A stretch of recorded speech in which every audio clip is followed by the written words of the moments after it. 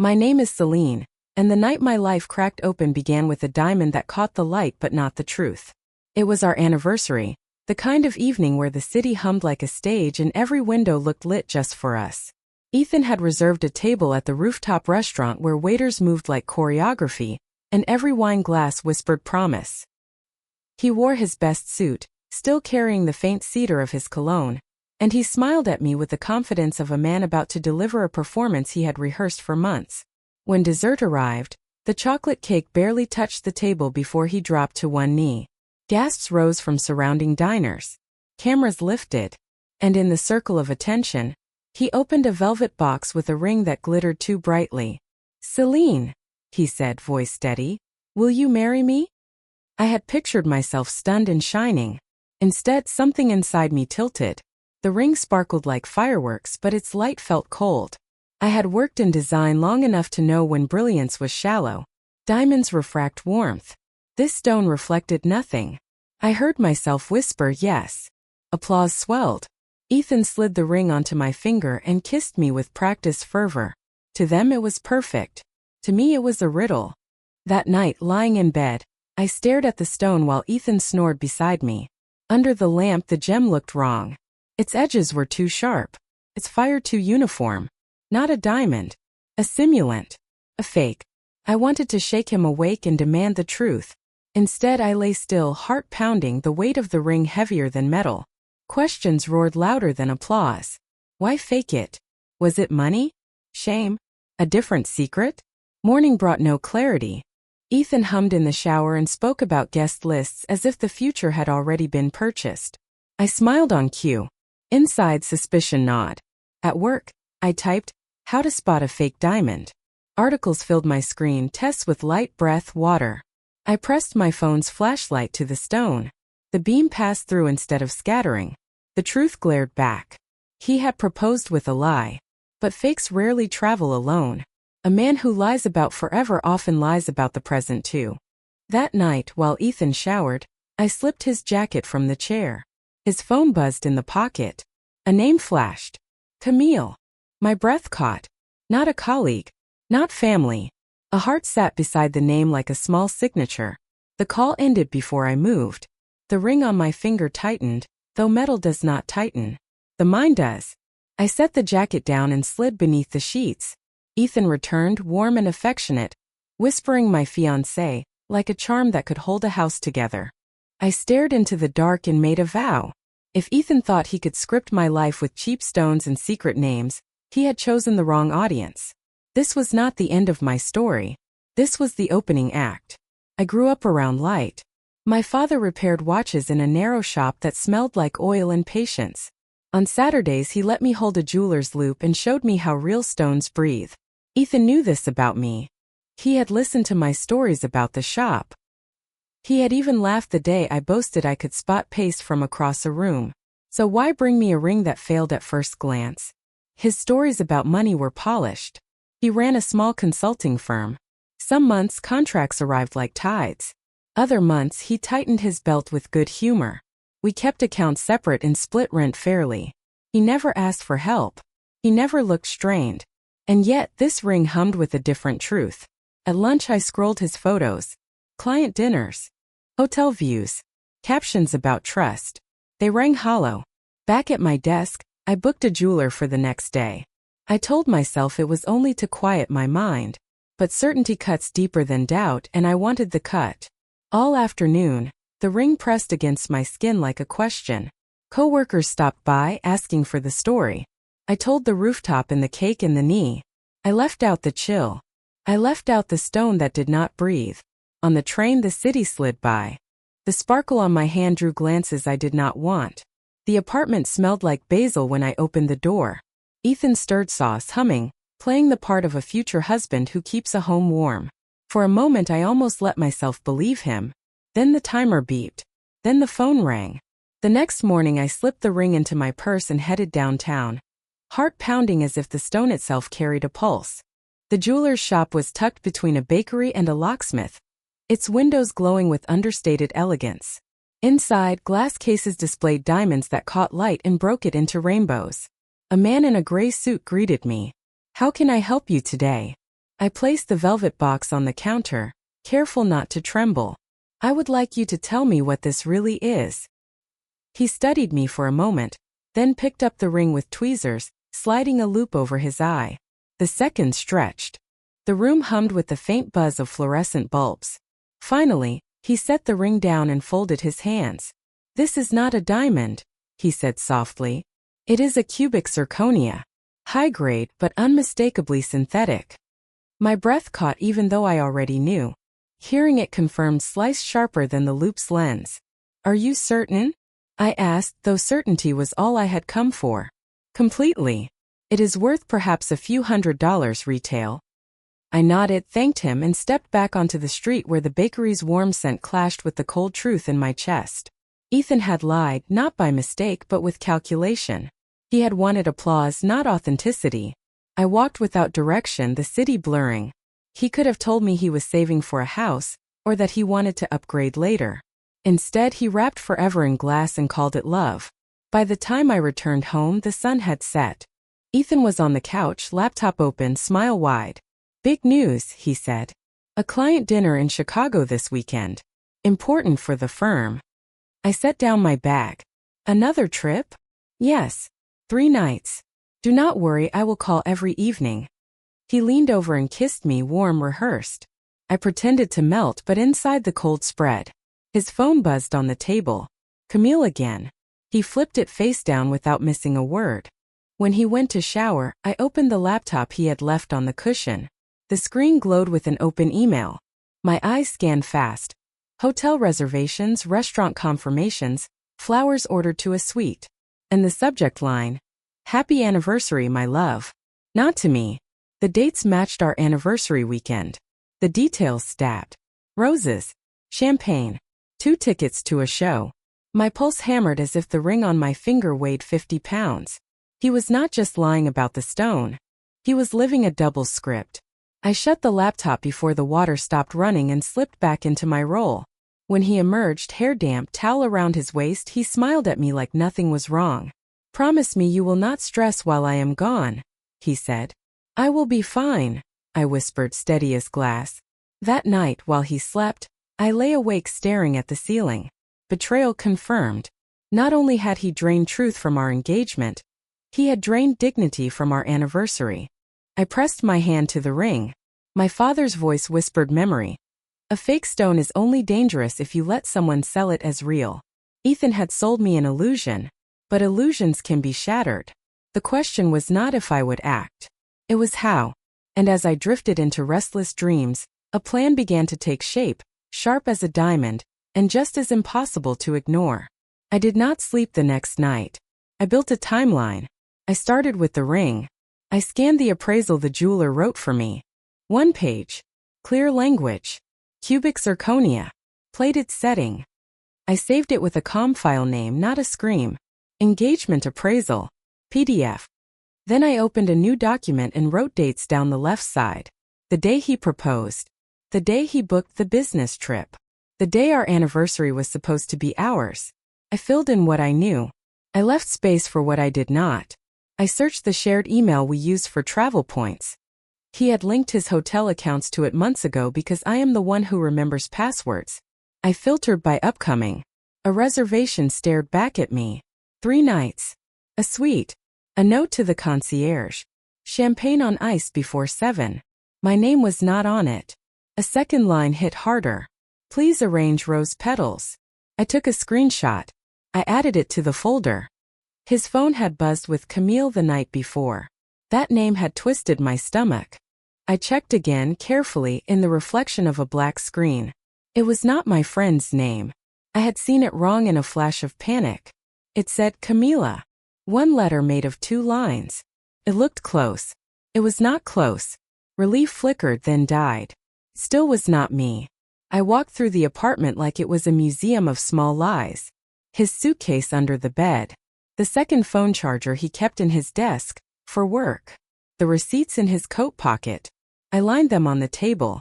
Dinner for 2. 2 theater tickets. Roses. Always roses. He bought a story and repeated it with care. I looked up the restaurant. Photos of couples under soft light. Then a shock. A tagged image from last winter. Ethan in the background. Not with me. With a woman in a silver dress. She was turned away, but the curve of her smile was there in the mirror behind the bar. I zoomed until the pixels broke. I saved it. I opened the cloud account we share for photos. He had set up automatic backup because he likes not to think ahead while I do. I searched by the word video. A file stood out by its size.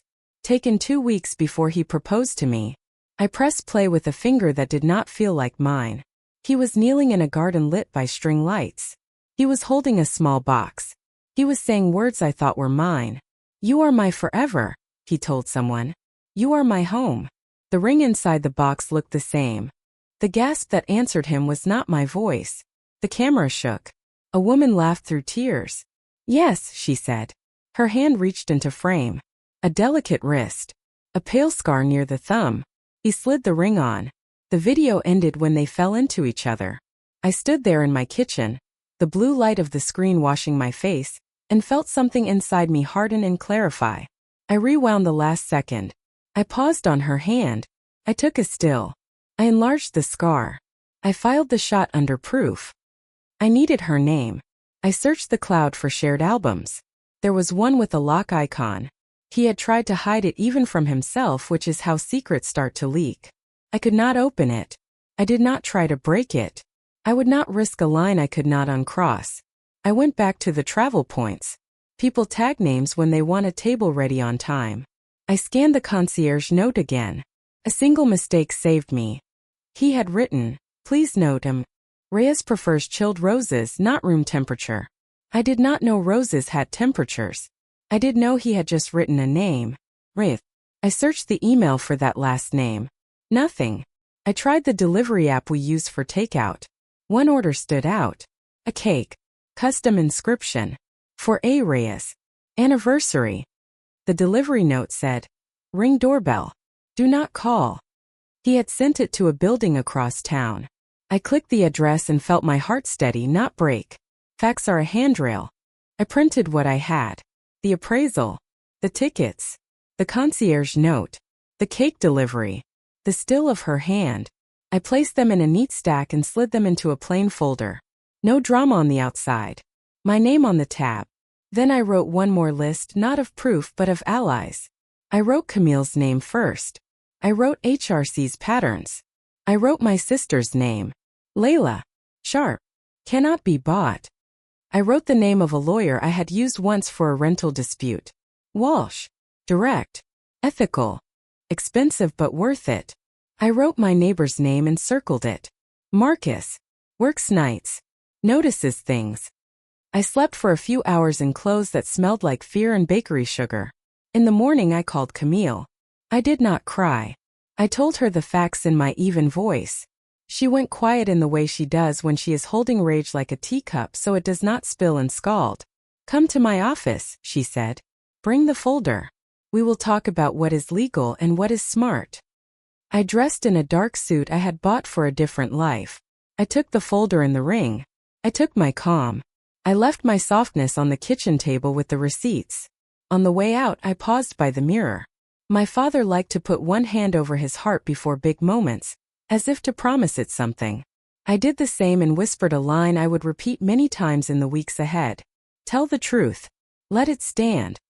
My phone buzzed as the elevator doors closed. Ethan. A heart emoji. "I love you," he wrote. A second line. "I will make this weekend the best one yet." I looked at the screen until the words went out of focus. I did not answer. I walked into a day that smelled like rain, and like a planned beginning. Because I had proof. I had names. I had time. And I was done being a stage for someone else's script. Camille's office was a narrow glass box inside a taller glass tower. But when I stepped into it, I felt safer than I had in weeks. She rose from behind her desk, her eyes searching mine with the kind of precision only a human resources director can master. She did not hug me. She did not need to. "Show me," she said. I placed the folder on her desk. She opened it with calm hands, scanning the pages. The appraisal first. Then the hotel reservations. Then the concierge note. Each time she read, her jaw tightened. She paused longest on the still image of the hand with the scar. That is not you, she said softly. No, I whispered. She leaned back, exhaled slowly, and pressed her fingers together. Celine, this is not just cheating. This is identity fraud in your relationship. He is proposing to multiple women with the same ring, the same promises, the same script. Do you know what that means legally? I shook my head. It means he is playing with marital law. Engagement fraud cases exist. And if he is tying your finances together while promising them to someone else, we may have grounds for more than emotional betrayal. Her words steadied me. I was not crazy. This was not paranoia. It was a structure of deceit. I know a lawyer, she added. Walsh. Aggressive but fair. He will tell you where the law meets your revenge. She dialed before I could doubt. Within an hour we were sitting in a darker office, lined with books that smelled like paper and time. Walsh was middle-aged, sharp-eyed, the kind of man who did not waste words. He read the folder in silence, then looked at me. You want to destroy him, he said flatly. I want the truth out, I answered. I want my name separate from his lies. And if possible, I want him unable to do this again. Walsh nodded once. That I can help with. We build a case. Fraud. Misrepresentation. Financial deception. If he drained any of your savings while making false promises, we can file. The ring is physical evidence. The receipts show intent. The video ties him to a second promise. This is not just betrayal. This is pattern. He paused, his gaze sharp. Do you have support? Family? Friends? My sister, I said. Layla. She will not let me sink. Bring her in, Walsh said. Because this will get loud. That evening, Layla met me at my apartment. She was fire where I was ice, storm where I was stone. She saw the folder, flipped through it, and slammed it shut. We are not victims, she declared. We are strategists. Her words lit something in me. For weeks I had been shrinking. Now I began to stretch. We sat together on the couch, Camille on speaker, Walsh on call. We outlined steps. Gather every financial record Ethan touched. Collect communications with Camille Reyes. Confirm the anniversary trip with witnesses if possible. Document every instance of the fake ring. By midnight, the folder had doubled in size. My exhaustion was deep, but my resolve was deeper. Ethan texted 3 times during our meeting. Missing you. Thinking of you. Dreaming of us. I did not reply. Each message became a piece of evidence. When the clock struck 1, Layla turned to me. This is not just about catching him. This is about reclaiming your stage. He wanted to shine under the spotlight of lies. You are going to take the light and make it burn clean. I looked at the folder, at the ring, at the still frame of a stranger's scarred hand. And I felt it for the first time, not just suspicion, not just fear. Power. Tomorrow, Ethan would board a plane.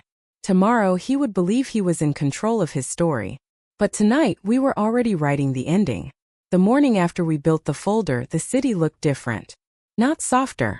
Not brighter. Just sharper, as though every edge had been sanded into clarity overnight. I poured coffee, but I did not taste it. My phone buzzed with Ethan's name. I let it ring until it died. He thought silence meant weakness. He would learn it meant design. Layla sat at my table with her laptop, hair tied in a knot, glasses sliding down her nose. We build layers, she said. Revenge without structure crumbles. Structure with timing lasts. She created a spreadsheet, columns of dates, receipts, witnesses, and notes. My life with Ethan became cells in a grid, stripped of romance, turned into evidence. Walsh called mid-morning. His voice was measured legal steel. I pulled your joint accounts. He withdrew $3,000 from your savings last month. On the same day, he booked that resort suite under Camille's name. That is theft under the veil of intimacy. Courts listen to that. I gripped the phone. So, he used my money to celebrate her? Yes, Walsh said. And we will let him admit it himself before we file. Camille, my ally, not his fiancée, joined us by video that evening. She looked pale, tired, but her eyes were alive with anger. He sent me the same poem he sent you, she said, holding up her phone. Word for word. He is recycling love like a cheap advertisement. Do you want to confront him together? I asked. No, she said firmly. I want him cornered by the truth. He lied to both of us. We are not competing. We are collaborating. Her strength steadied me. For the first time, I did not feel like a woman wronged. I felt like a woman plotting. Together we drew the map. Stage 1. Camille would invite Ethan to a dinner to celebrate their love. She would pick a public venue. A place with light, with witnesses, with cameras. Stage 2. I would attend in silence at first, seated with Layla and Walsh in the corner, folder in hand. Stage 3. Camille would gift him something symbolic. Not jewelry. Not perfume. A framed copy of the hotel invoice with his handwriting on the signature line. Then she would step back. Stage 4. I would stand. With my folder. With my truth. Layla clapped her hands like a general approving a campaign. You are not just exposing him. You are ending his narrative. He cannot rewrite this night once we build it. We rehearsed. I practiced saying my lines into the mirror. Not dramatic. Not loud. Just clear like reading a ledger. You drained my savings, Ethan. You drained my trust. But tonight, I am returning the truth where it belongs. Each time I spoke, I felt steadier. Stronger. By the third rehearsal, Layla smiled. That's it. That's the voice of a woman who does not ask permission. The night before the dinner, Ethan called again. Celine. His voice warm, practiced. I miss your laugh. I am thinking of something special for us when I return. I looked at the phone glowing on my counter. I almost laughed then. The special thing he imagined was already planned, but not by him. I hung up without a word. Later, I placed the ring box in the folder. It no longer looked like a promise. It looked like evidence. When I closed the folder, I felt the weight of more than paper. I felt the weight of justice, not cruel, not chaotic, but precise.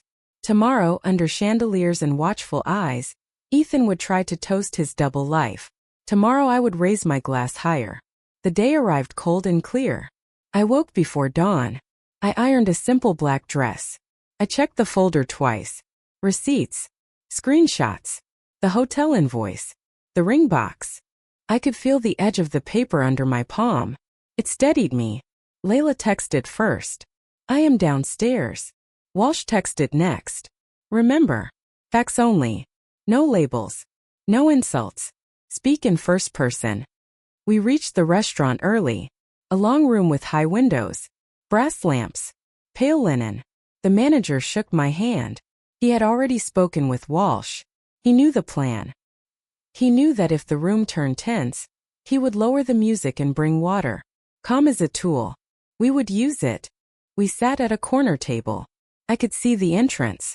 I could see the bar. Camille would arrive with Ethan at 7. We would wait. We would watch. Then she would hand him the frame. I would stand. Clear. Measured. Done. At 6:40, Camille's name lit my screen. A short message. He changed the plan. He moved dinner. He says his firm wants to toast his future. We are going to the hotel lounge. The one with the glass ceiling. He added guests. My breath caught. Who? I typed. She replied at once. His boss. 2 investors.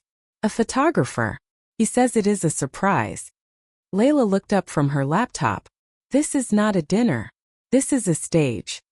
Walsh kept his voice even. A larger audience is risk and also shield. We adjust. We use their lights.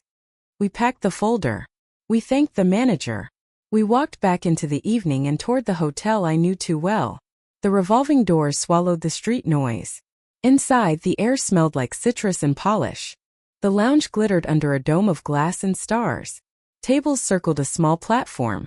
A microphone stood ready. A string trio tuned in the corner. It looked like a wedding without vows. Camille waved from near the bar. Her dress was soft blue. Her face was steady. Ethan stood beside her, already in performance. He shook hands. He made a joke. He held the room like a man who believed rooms would always bend. Then I saw the photographer. A woman with a bright lens and a brighter smile.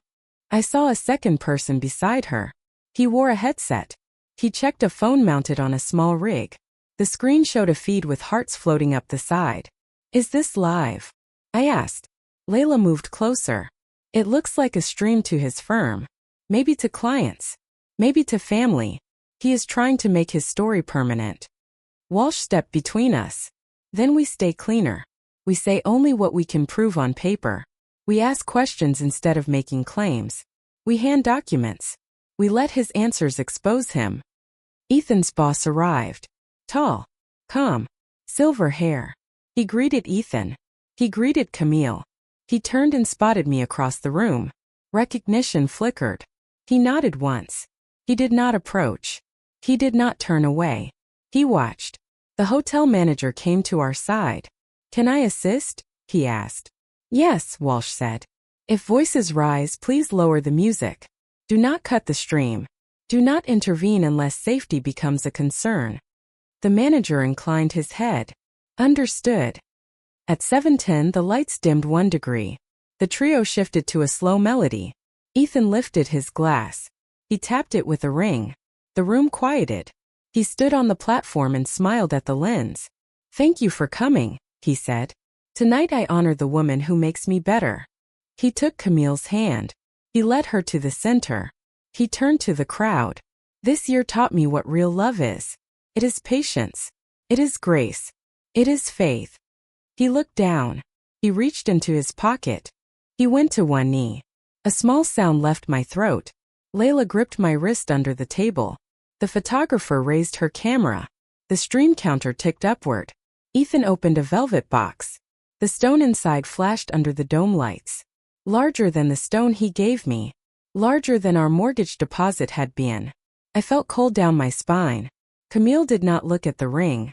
She looked at me. Walsh leaned in. "If you move now, you own the moment. If you wait, he will lock the narrative. Choose." I rose. I could hear my heartbeat. I could hear the trio. I could hear the faint hiss of the espresso machine like wind. I walked toward the platform with the folder against my side. Ethan saw me when I was 10 steps away. His smile froze. The lens swung in my direction for a breath, then back to him.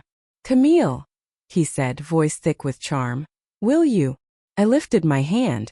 "Before you answer," I said, clear and calm, "there is something the room should see." The trio stopped. The photographer lowered her camera.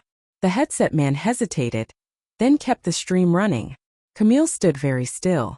Ethan stayed on one knee, the ring held like a lure between his fingers. I opened the folder. Paper glowed white under the lights. "Mr. Dalton," I said to the lens in the room, "on this date, you used my savings to pay for a suite at this hotel. You signed with your own hand. You told me you were on a trip. You told her you were hers. Both cannot be true." Gasps rose like a tide. The boss took one step forward. The investors looked at each other. The hotel manager lifted his chin, ready to act if needed. I held up the framed invoice. The signature shone under glass. Camille reached for it. She turned it toward the camera. She set it gently on the platform beside the open ring box. Then she faced Ethan. Her voice did not shake. "Answer her," she said. The room held its breath. The stream counter climbed. My heart beat once hard like a drum calling the next act. He opened his mouth, and the glass doors at the far end of the lounge slid open. A woman walked in. She carried a small child on her hip. She looked straight at Ethan, and she said his name. The sound of her voice cut through the silence like a blade. Clear, certain, personal. Ethan. The child on her hip was no more than 3. Dark curls, wide eyes, clutching a small stuffed fox. The woman herself was striking in a plain way. Not diamonds, not silk. A simple dress, hair tied back, face carved with exhaustion and clarity. Ethan staggered to his feet. The velvet box snapped shut in his fist. "Sophia," he hissed, too low for the microphone but loud enough for the room. "Not here." But she was already walking forward, each step measured. "Here," she said louder now. "Exactly here." The trio lowered their bows. The lounge held its breath. The stream lens caught her, sharp and merciless. Camille stiffened beside me, her hand curling at her side. Layla whispered, "Another wife?" But the truth was heavier than the word wife. Sophia shifted the child onto the platform. "Say hello to Daddy," she said softly. The little boy reached his arms toward Ethan. The room gasped as one. Ethan froze. His boss's face hardened, the polite mask cracking. The investors murmured. The photographer clicked once, then lowered her camera, as if even she felt the weight. Sophia pointed at Ethan with a trembling finger. 3 years. Rent paid late. Groceries rationed. Promises of promotion, of stability, of marriage when the timing was right. And all this time, she swept her hand toward Camille, toward me, toward the glowing chandelier above. This is where the money went. I stepped forward. My folder was steady in my hands. We have records, I said, my voice calm but carrying. Transfers. Withdrawals. My savings emptied. Hotel suites booked. Rings recycled. Camille held up her phone, showing the poem Ethan had sent her. She read it aloud, each word identical to the one he had texted me months earlier. The room's disbelief deepened into disgust. Ethan's face twisted. This is private, he barked, his voice breaking. We can talk about this outside. No, Sophia said. Her voice shook, but her spine did not. You built this lie in public. You will watch it collapse in public. The child clung to her leg. Ethan's hand twitched toward him, then dropped when the boy shrank back. Layla whispered in my ear. Now. I lifted the appraisal slip. The jeweler's letter, the proof that the stone he offered me was glass. I read the words slowly into the microphone. Cubic zirconia. Plated setting. The investors muttered. One of them pulled out his phone, perhaps to confirm, perhaps to retreat. Ethan's boss folded his arms. His gaze cut sharp enough to wound. Camille raised the framed invoice high. This is the suite you bought for me with her savings, she said. Your handwriting. Your champagne. Your petals. The hotel manager confirmed with a nod. Our records match. The child whimpered. Sophia bent to comfort him. She whispered, It is over, sweetheart. And in that moment it was. Ethan lunged for the mic, desperation blazing in his eyes. They are conspiring against me, he shouted, spittle catching the light. Jealous women. Bitter women. You cannot trust them. I stepped back out of reach. My voice stayed low, but the mic carried it over his shouting. If we are jealous, why are our documents identical? If we are bitter, why are your signatures on every page? He faltered. His hands shook. The ring box slipped, clattered to the marble floor and spun. The diamond, or whatever it was, popped loose, skidding across the tile until it stopped at Sophia's feet.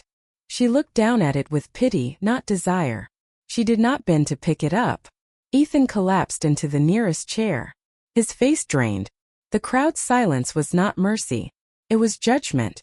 His boss finally spoke, voice cold as stone. Mr. Dalton, your employment here is terminated effective immediately. Security will escort you out. Ethan jerked upright. No. You do not understand.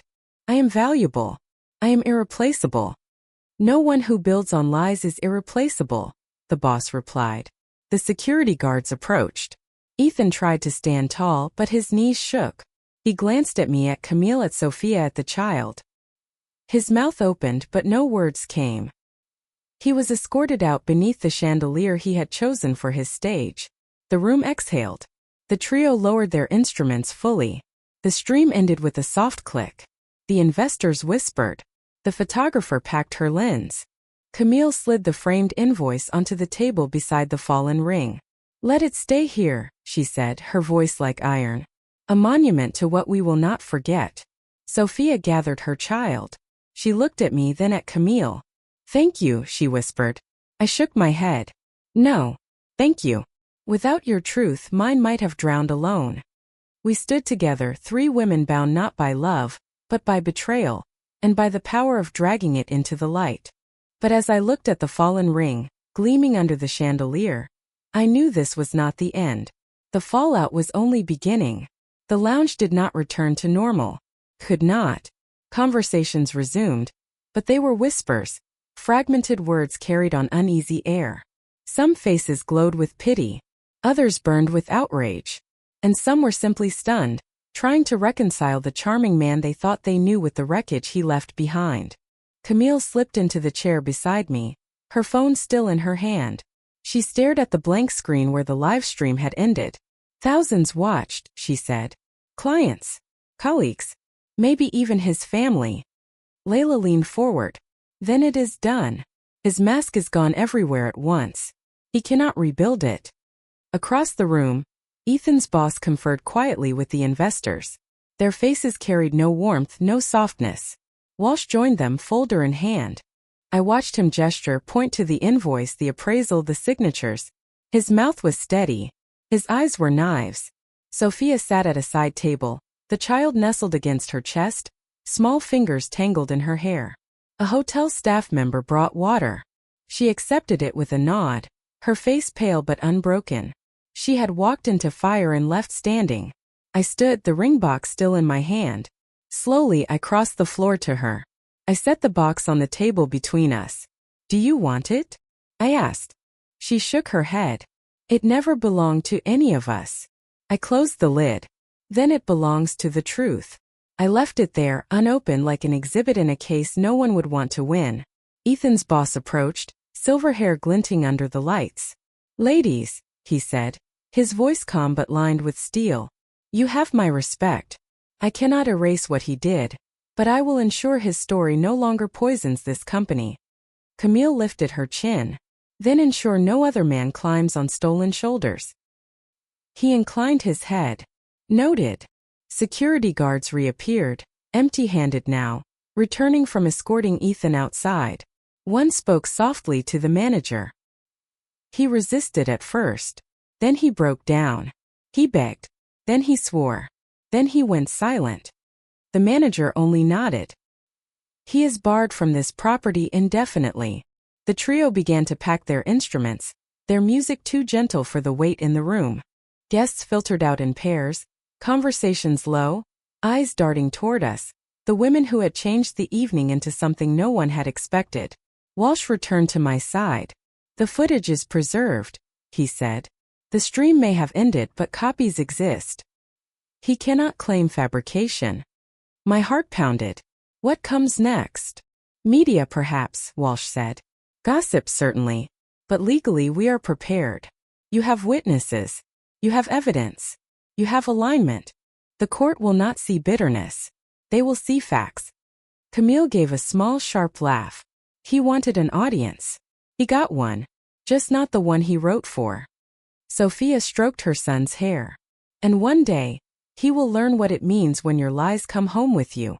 The boy stirred, his eyes half open. "Mommy." "Yes, love," she whispered. "We are safe now." Layla placed her hand over mine under the table. "You won, Celine. You have to feel it." But in that moment I did not feel like I had one. Not yet. I felt like a storm had passed through, leaving everything raw and unsettled. The truth was out, but truth leaves debris. Camille stood. "We should go. They will talk. They will spin. But we will not give them more to watch." Together we left the lounge. The chandelier gleamed overhead, cold and beautiful. The fallen stone still lay where it had skidded, no one daring to touch it. Outside the night air was cool. Sirens wailed faintly in the distance. Ethan was nowhere in sight. Sophia turned to me, her child asleep on her shoulder. "Thank you," she said again, voice quiet but steady, "for not letting me stand alone." I looked at her, at Camille, at Layla. None of us should have to stand alone again. The hotel doors closed behind us with a hush like the end of a play. But the story was not finished. Tomorrow the world would carry the fallout in whispers, in headlines, in paperwork. And I would decide what to build on the ashes. Morning came with a silence that felt staged. My phone, however, did not rest. Notifications stacked like bricks. Missed calls from Ethan. Messages from numbers I did not recognize. News alerts. The first headline blinked on my screen. Executive exposed during engagement party livestream. Another. Double life revealed in real time. Wife and fiancé confront him together. Photographs already circulated. The image of Sophia standing with her son, Camille with her arms crossed like a warrior, and me with the ring box in my hand had already become the shot every outlet chose. I scrolled further. Screenshots of the live stream flooded social media. Clips of Walsh presenting the appraisal report. The moment Ethan shouted, "It is not true," before the evidence hit him. Replays, memes, commentary. Some voices expressed outrage on behalf of the women. Others cracked jokes, shallow and cruel. But the one thread that carried weight was this: He lied and he was caught. Camille texted, "Stay off the comments. Headlines are enough." Layla called an hour later. Her voice was steady. "The board convened first thing. He has been suspended without pay pending a full investigation. That is their language. But the truth is he is finished." I sat at my kitchen table, coffee untouched. "So quickly." "They have no choice," she said. "Reputation is currency, and he set theirs on fire." My phone buzzed again. This time it was a number I knew but dreaded, Ethan's mother. For a moment I hesitated. Then I answered. "Celine," she said, her voice thin with disbelief. "Tell me this is exaggerated." I closed my eyes. "It is not. You saw the footage." A pause stretched across the line. "I raised him better."